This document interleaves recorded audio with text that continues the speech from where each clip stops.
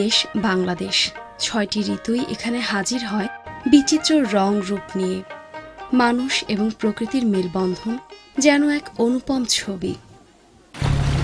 আবার কখনো কখনো বড় খেয়ালি হয়ে ওঠে এই অঞ্চলের প্রকৃতি।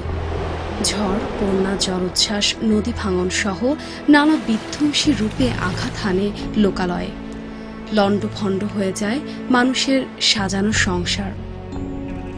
ভূপ্রাকৃতিক অবস্থানগত কারণে এমনিতেই এদেশে প্রাকৃতিক দুর্যোগ একটি নিয়মিত ঘটনা।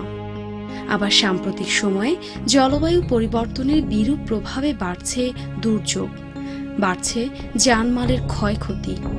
আর এসব দুর্যোগের কারণে দরিদ্র মানুষেরা চরম দুর্দশার মধ্যে পড়ে।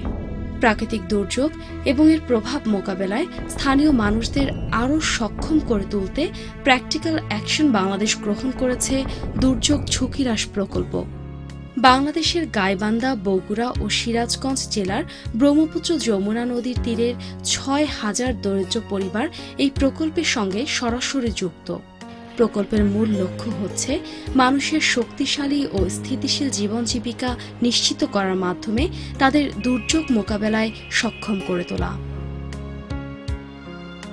প্রকল্পের একটি বিশেষ দিক হচ্ছে দুর্যোগ ব্যবস্থাপনায় স্থানীয় মানুষদের সম্পৃক্ত করা। এজন্য গড়ে তোলা হয়েছে সামাজিক সংগঠন। এই যে বন্যা আসতেছে, আমরা এই বন্যাকে কিভাবে মোকাবেলা করতে পারি, তো এই জন্য আজকে আমাদের জরুরি মিটিং। এই সংগঠনগুলো দুর্যোগ বিষয়ে জনসচেতনতা বাড়ানোর পাশাপাশি দুর্যোগের সময় ক্ষতিগ্রস্ত মানুষদের প্রয়োজনীয় সহযোগিতা করে থাকে। আমাদের বন্যা এলাকা, আমাদের মা বোনের সমস্যা হলে আমাদের সে কাজ আমাদের উদ্ধার করা নেব।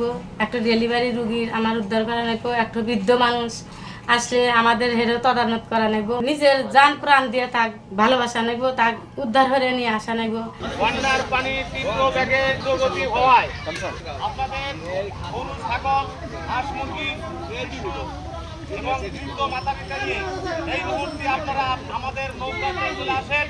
প্রকল্পের আওতায় প্রশিক্ষণের মাধ্যমে স্থানীয় স্বেচ্ছাসেবক দল গঠন করা হয়েছে, যারা বন্যা বা অন্য যে কোনো দুর্যোগের সময় আটকে পড়া মানুষকে উদ্ধার সহ জরুরি কর্মকাণ্ড পরিচালনা করে। এ কাজের জন্য প্রকল্প থেকে দেওয়া হয়েছে ৩টি উদ্ধার নৌযান সহ প্রয়োজনীয় সরঞ্জামাদি।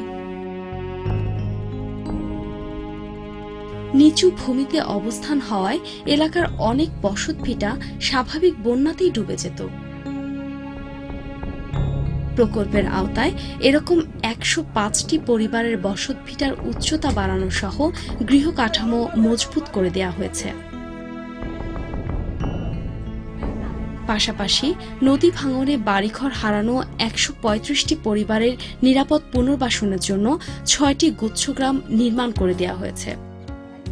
ফলে অসহায় দরিদ্র মানুষগুলো মাথা গোঁজার আশ্রয় পেয়েছে। প্রকল্প এলাকায় নিরাপদ পানির প্রধান উৎস নলকূপ, কিন্তু বন্যার সময় নলকূপ ডুবে যায় বলে এলাকায় নিরাপদ পানির সংকট সৃষ্টি হয়। তাই উঁচু ভিত সহ নলকূপ স্থাপন করা হয়েছে, যা বন্যার সময় মানুষের নিরাপদ পানি প্রাপ্তি নিশ্চিত করেছে। এছাড়া বন্যাপ্রবণ এলাকার উঁচু জায়গায় স্বাস্থ্যসম্মত ল্যাট্রিন নির্মাণ করে দেয়ায় মানুষের স্যানিটেশন সুবিধা নিশ্চিত হয়েছে।